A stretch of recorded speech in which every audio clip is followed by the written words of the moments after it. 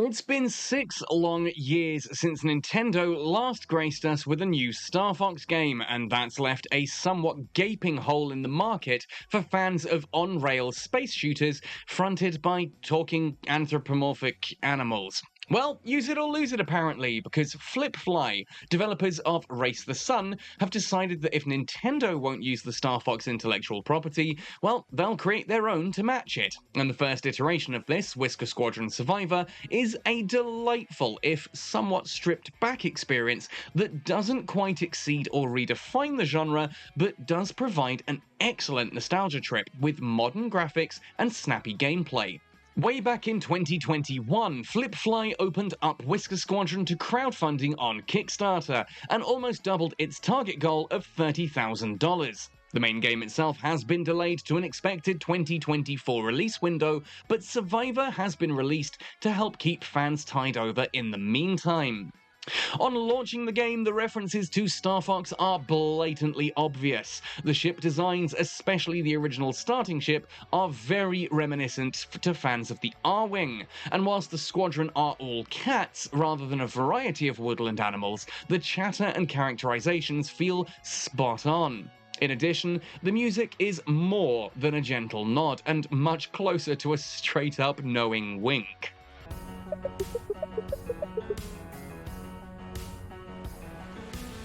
If you know, you know. Now, it would be unfair of me to spend this entire review comparing Whisker Squadron Survivor to Starfox, as beyond these surface details lies a very different beast. Survivor isn't meant to be that full-on story experience of a Starfox game. That will arrive with the Whisker Squadron full game in 2024. Instead, Survivor is a roguelite challenge run, referred to by the developers as a rogueflight game. Very clever. Pick your ship, pick your map, and see how far you can get. Kind of Starfox cross Race the Sun, which makes sense. Gameplay is smooth, with mouse and keyboard, with the mouse moving the ship's targeting reticule and thus piloting the ship, with the ability to bank, boost, and barrel roll mapped to the keyboard. There are options to use a controller input as well, and this worked fine. There's not really a lot to say here. Flying feels great. It works. It feels as you'd expect it to, and that's kind of all the game's controls need to be. As you zoom down the procedurally generated corridors of each stage, dodging and weaving environmental hazards, you will be attacked by the Swarm, the game's main enemy of flashy neon insectoid aliens, and it's your job to clear them out. Early on, the enemies are basically little scarabs that will fly around and shoot the occasional easy-to-dodge bullet your way. Further in, you'll start to get various sentry turrets and literal laser windmills, and then ever more dangerous enemies that fire massive lasers, plasma orbs, or sometimes even blocks of scenery at you. Now, whilst these can theoretically just be avoided, focusing on survival to the end of the stage, destroying enemies releases sprays of blue crystals that you can collect to level up your ship and purchase new upgrades for that run. Some of these are simply stat upgrades, faster firing weapons, higher damage, quicker shield regeneration, less energy used to boost and all that jazz, but some change the way the ship plays or add entirely new functions. Some of my favourites in this category could include the laser or missile drones that fly alongside you and shoot at enemies, kind of like the options in R-Type, and a special bomb that builds up energy as you boost, releasing it as a damaging shockwave after a few seconds. These upgrades add a surprising amount of build diversity for the duration of each run, and smart piloting will only get you so far down the 10 stages. To survive the entire run, the upgrades are going to be necessary. Even then though, your first few runs will likely end in dismal failure.